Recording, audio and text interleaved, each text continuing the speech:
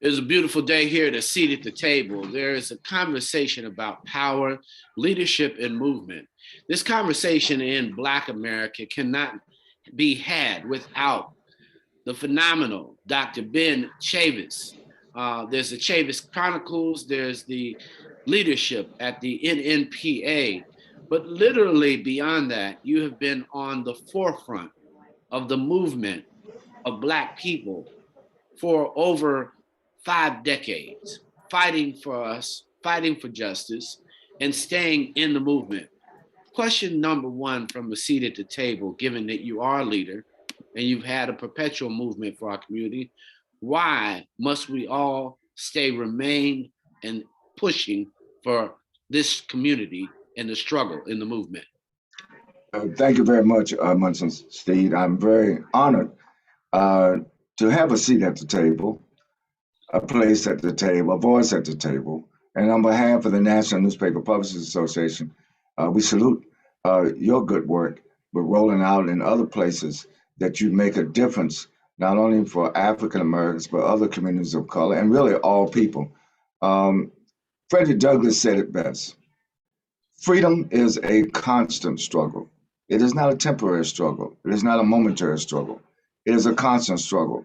And if freedom is a constant struggle, that means you need constant leadership. That means you need persistent leadership. And of course, there always will be challenges. There always sometimes will be difficulties. And the question is, how do we deal with the challenges? How would we deal with those obstacles that may be put in our pathway? But I think there's a sense of one of the things I've learned over the years, Munson, is that you try to learn from the past, don't necessarily have to repeat the past. I had great mentors. You know, at the age of 14, I worked with the Reverend Dr. Martin Luther King Jr. I was the youngest staff person on SCLC. I was a statewide youth coordinator in my home state of North Carolina. When Golden Frinks, the state field secretary, asked me, would I serve as statewide youth coordinator? I said yes, but I also realized how am I going to get across the state? So I put my age up. I got my driver's license when I was 14. I had mobility. Mobility is key to organizing, and now we're in this digital space. I'm talking now. 50, 60, 70 years of struggle. One of the things I've learned is that you have to adapt to the technology of the time period that you're in. You have to try to make sure that your efforts have some longevity to it. That, in other words, you just don't organize for today. You have to organize for tomorrow. You have to be able. I'm a chess player, Munson, and so to me, if you don't decide what your next move is, you decide what your next five moves are, and you try to decide, help determine if you have an opponent, a friendly or a foe. You try to make sure that you determine what their five moves are going to be in the future, and that's what organizing is about. I'm a grassroots organizer. And because of my grassroots organizing activities, I learned how to be a leader. I know that you can't be a good leader until you're a good follower. So I've followed some great leaders, and I've learned some leadership things from them, and I'm able to apply. Martin Luther King Jr., Floyd McKissick, who founded CORE, Reverend Dr. Charles Cobb, the one of the leading Black preacher organizers of the United Church of Christ Commission for Racial Justice. And then, of course, during my time as head of the NAACP, working with Russell Simmons and the Hip Hop Summit Action Network. A lot of people didn't know about the connection between hip hop and R&B, or the connection between hip hop and R&B and jazz and soul, and gospel. So I think that the cultural aspect, and I know that's something that Rolling Out is focused on more than any other publication that serves our community, is our cultural influence. Culture is very important, key to organizing. So I gave you a well-rounded answer to your short question.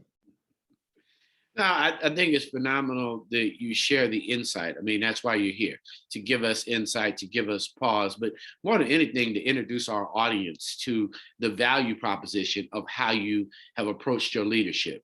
You have worked in every segment, and you really have served time. So you understand a brother who's been incarcerated, wrongfully incarcerated. So the empathy that I think that you have provided, even as I have worked with you, why should we be empathetic? And it seems like as a community, we've got this real construct that there's a special Black versus we need to love all of ourselves so we can collectively think. Why is collective Black thought important for Black people to own and grab a hold of so that we can move each other, all of us, forward? Absolutely. I'm going to go back and give you sort of an anthropological answer to that question. I grew up in a family that were school teachers. And in my hometown of Oxford, North Carolina, there were two orphanages, one for whites, one for blacks. The white orphanage was called the North Carolina Orphanage. The Black orphanage was called the North Carolina Colored Orphanage. My mother taught sixth grade at the North Carolina Colored Orphanage, which was 2 blocks from my house. So from my first grade to the seventh grade, I went to school with Black orphans at Angela B. Duke Elementary School. The reason why I bring this up is because I learned by the time I was in the first grade what empathy meant. It's a difference between empathy and sympathy. When you care about somebody, sympathetic. But empathy is when you try to not only care about the shoes that other people walk in, you walk in them with them. And the reason I bring this up is because the orphanage had, colored orphanage had lower resources. So when the warm days, months come, most people went to school barefooted. I had shoes. There was no in the world, Munson, I was going to go to school with shoes on my feet, and my classmates don't have no shoes. So I went to school barefooted too, you know. And so to me, but solidarity, you know, empathizing not just with your mind, but with your soul, with your body, with your spirit, and that's what Dr. King talked about when he talked about the beloved community. And people say, "Well, Dr. King is this great orator and he's using these lofty words," but no, Dr. King really meant that. Every time we had civil rights marches, I remember he used to tell us, he said, check the back. He was concerned, everybody was pushing to get up on the front. Dr. King was concerned, who's at the end of the line? Who's at the back of the line? You know, when you're a leader, you have to be concerned about who is following you. Who's going to be impacted by what you say? Who's going to be impacted by where you're leading them? Are you leading the people off a cliff? Or are you leading the people up a road, a pathway where they can improve their own quality of life? You know, teach people how to self-empower themselves. You know, you're not giving freedom. You have to have people that want to desire freedom to participate. And that's when it came to voting rights, which is still, even in 2022 now, Munson, an issue. Voting rights is sacred for Black people. Look at all the sacrifices they made. People not only went to jail, like myself in Wilmington 10, but people died, bled, gave their whole life so we can have the right to vote. And now we got some brothers and sisters in the community talking about, man, I don't know if my vote counts. I don't know where I should vote. It's because we don't have that consciousness. So the answer to your question of empathy, empathy is a consciousness and awareness in real time that affects how we see ourselves collectively. How, you know, Dr. King has this famous quote, I cannot be what I ought to be until you are what you ought to be. And being who we ought to be in this moment, how do you galvanize as a organizer Black people around an economic, health, and spiritual agenda? Just those three. How do they galvanize themselves when the Black church is where it is? How do they do it? Well, thank you. You know, I come out of the Black church. I'm an ordained minister in the United Church of Christ. My background, I was a chemist. Jose William was a chemist. I was a chemist, and Marion Barry were a chemist. And and Jose also has a very close affinity when he was alive with the Black church. And certainly the Southern Christian Leadership Conference was different denominations. It wasn't just Baptist. It was Methodist. It was United Church of Christ. It was AME Zion, Church of God in Christ, you know, Holiness Church of America. Everybody was involved. Didn't matter what your denomination was, that collective spirit. So when it came to economics, health, and spirituality, they were all wedded together. I think, Munson, today we should be concerned that we compartmentalize or that we segment our realities when our realities should be co-joined.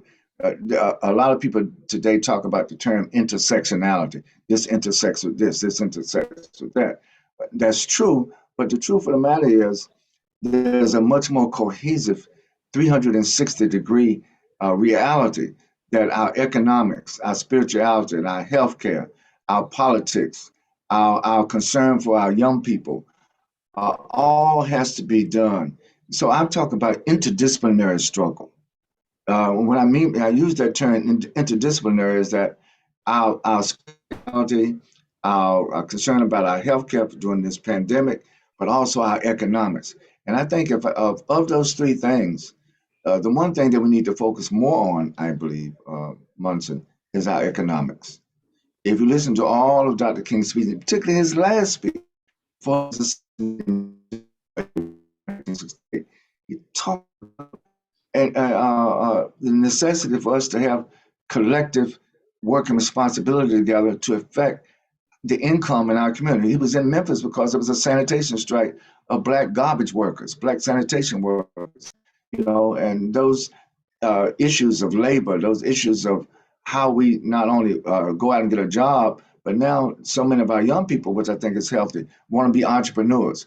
Well, why do we want to be an entrepreneur?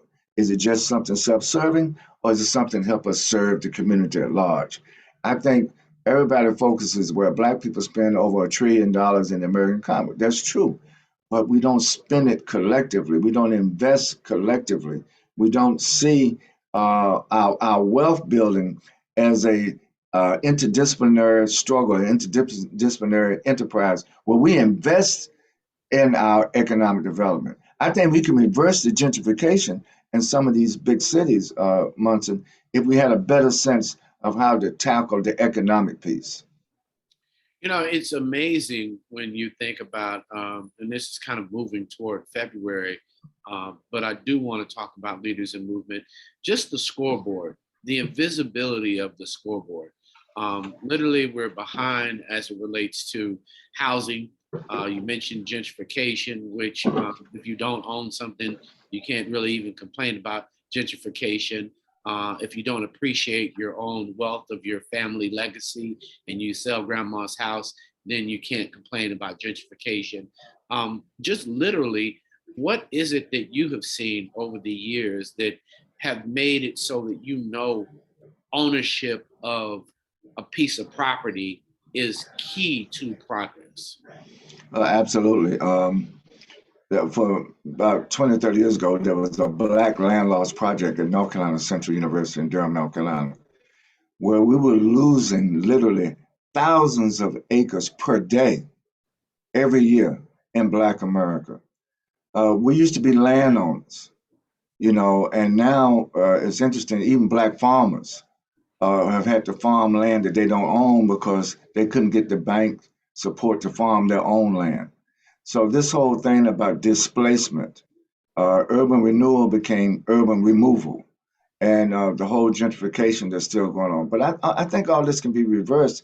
But you're right, the value of ownership, the value of owning our media, the value of owning our land. You think all the churches who own all these properties, they should be investing in building homes. We need more real estate that is owned. We shouldn't just be a race of renters. We should be a race of owners. We should be the developers of our communities, rather than to try to move in this a community that's already been developed, already been the plan, against your own economic interests. So again, this is related to the other questions you asked. I think we have very skillful, talented young brothers and sisters in all of these areas, in real estate, in economics, in banking. The challenge is, how do we work together, Munson? And I think that this whole collective spirit, this whole collective agenda of working together, we find ways and means how to be effective. And we should share those things that we know that are effective and that work. There's some models out there that work, but most of the time, successful models in economic development or real estate retention or reclaiming Black land ownership, it doesn't get a lot of visibility in the established media.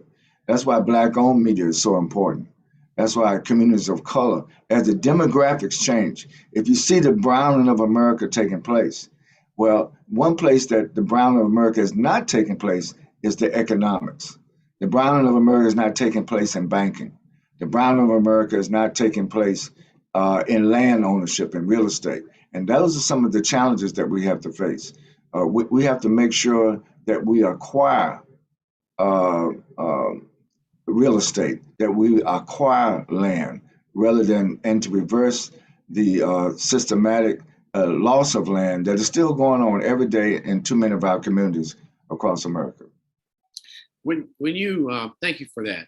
When you think of ownership, and you've been around Black Panthers, Pan-Africanism, when you think of all of these groups that really wanted to provide social, spiritual, psychological cohesiveness for the preservation of Black people, and could actually have a solidified collective consciousness, what were the objectives and are the objectives of those spiritual leaders that were working to galvanize our hope inside each other?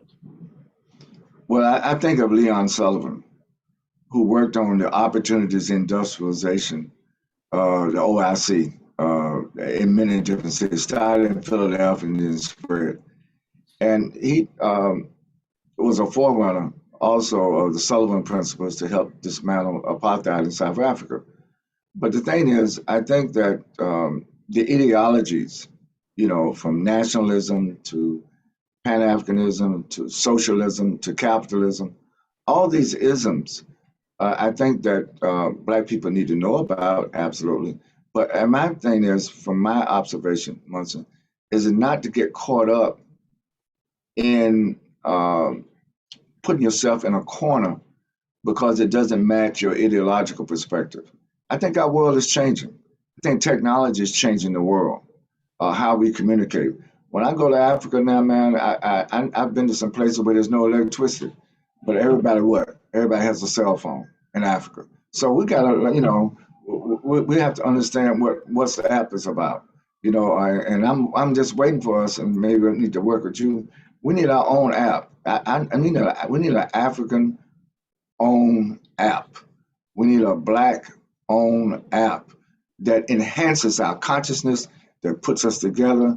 And I'm not saying, I've been writing now, and I've sort of teased you about it, from civil rights to space rights, or from civil rights to AI, artificial intelligence rights, robotics. We have to get ahead of this thing in terms of STEM, science, technology, engineering, and mathematics.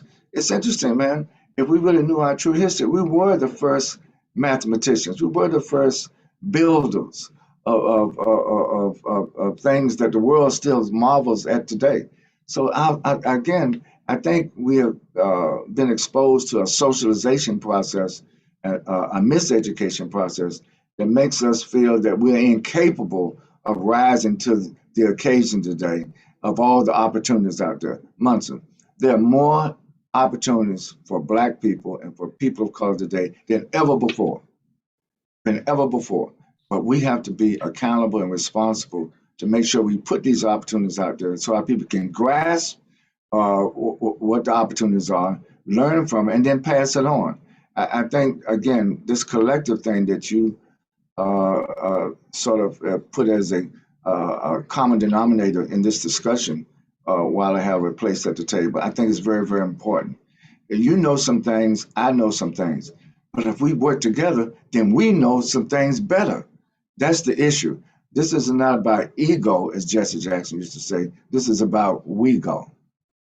Cool. Well, ladies and gentlemen, and now you know why he's truly one of my favorite thinkers, true leader, somebody I do follow and support. The beauty of what he has done is that he embraces all of us, continues to teach, sometimes preach, but more than anything, I think he teaches and is willing to learn. What I've admired in him in leadership skills is that he hears and listens as much as he speaks. And I want to thank you for that, Dr. Chavis, because you continue to give us your insight, your love, and truly blessings to move forward on our visions and obviously complementary visions as a Black community. I'm Untitled Steve, and I have been with Dr. Ben Chavis, one of the true visionaries of the Black community for over 7 decades, starting at 14 and now continuing on in this movement. We want to thank you for all that you continue to give. Much love to you here at Leaders and Movements and a seat at the table. Peace. Thank you. God bless.